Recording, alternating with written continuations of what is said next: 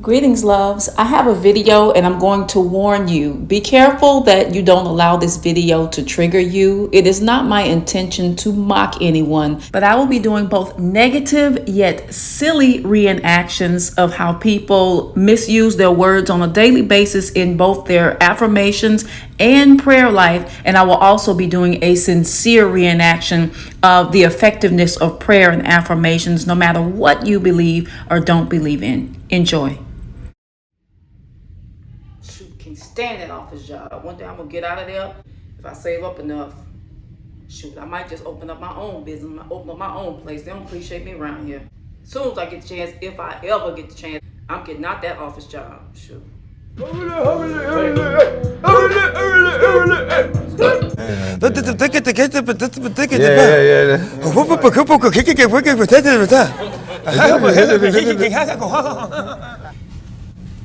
I am so happy and grateful now that divine and practical solutions are flowing to me in increasing quantities through multiple sources and ideas on a continuous basis.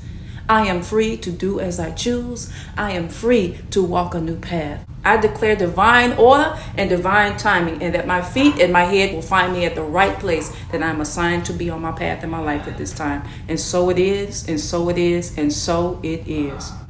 Ibashe egungun iyami. Ibashe. Ibashe. Ibashe.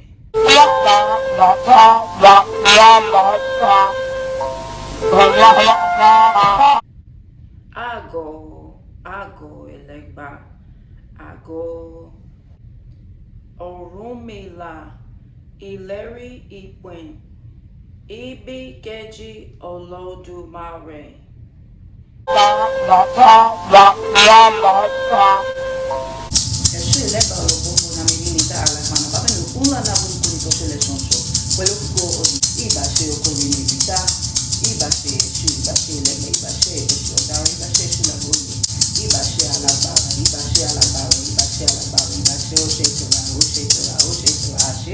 Praise ye the Lord.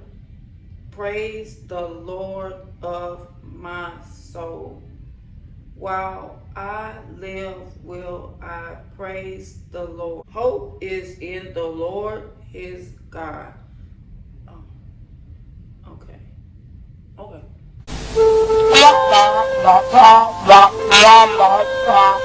I'm favored with divine goodness, grace, and mercy each and every day. We thank you right now for all that you have done, all that you are doing, and all that you will do. Divine, physical, and emotional restoration and heal hearts at this time. I thank you, I thank you, I thank you each and every day. Thank you. I honor you, I thank you. You are worthy to be praised each and every day, no matter what name. Actually, this video came about in my own personal journey in learning the Yoruba language to greet ancestors, orishas, and guides. And it became so repetitious to where it no longer had meaning for me. I was just saying the words and going through the motion. And as I'm uttering the words out loud verbally in my mind, I'm thinking blah, blah, blah, blah, blah. Here we go again, another ritual for today. Not that the reverence wasn't there, but the ritualism of it all can bore my mind every now and then. So I have to always remember to speak from my heart. So I'm going to speak in a language I'm used to, which is English. I participate in the chants and learning the orikis and the language and pronunciation. But I also remember to speak and converse with my spirits and bonding with them in the language that is comfortable for me. So, I greet them in Yoruba, I greet them in English, because I believe in flow, not just the ritualism of it all. Because a lot of people think reciting those fancy words is getting their prayer and their affirmation past the roof. But anything that you say with feeling and meaning is a prayer. Even if you don't believe in prayer, affirmation, and meditation, you could be cussing somebody out like, I hate you, I don't ever want to see you again. If you say that with enough feeling, that is a prayer within itself. That's an affirmation. You're putting something out there in the universe. And if you keep saying that over and over again, then you're going to end up manifesting that in your life circumstances. A lot of people don't understand. They'll say, well, if religion isn't real and if things are mythical and allegorical, then how are certain people's prayers working? The answer to that is they're speaking with faith belief and affirmation in what they believe. And speaking words of power automatically activates your ori. It activates your soul and your subconscious to get that thing going. So the subconscious does not understand utterances. The subconscious and the higher self understands your feelings and the things that you say with meaning and the things that you put action to. And that is how prayers become manifest in the earth realm, no matter what or who you believe in or don't believe in. Your words are your abracadabra that takes the genie out the bottle and gets things going to happen or dishappen in your life. I know dishappen isn't a word, but that's just the example that I'm using. So I don't mean to tease anybody, but this is just an example and a lesson that when you are praying and when you are just speaking in everyday life, be careful of your thoughts and the words that come out of your mouth. Be careful of the things that you speak over yourself and speak over other people, and do your best to speak with meaning. As we elevate back to our God self, then we begin to work on becoming more cognizant of the thoughts that we think consistently and the words that we say. So even when you're not in your sacred prayer space, always use words cautiously and use them purposefully to activate that abracadabra manifestation in your life of whatever prayer that you need answered.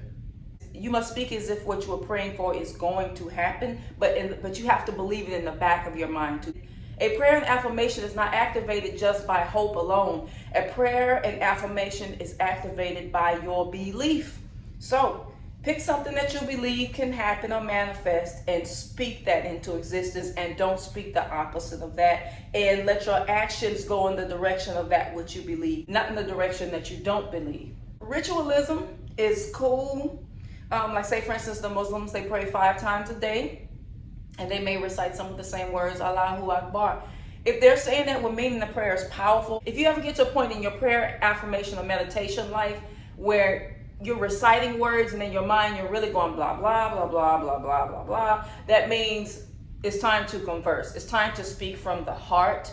And it's time to maybe take a little break from using those words or switch up, use some different words, maybe get up and sing a song. But the most powerful thing that you can say, no matter what your language is the equivalent to thank you.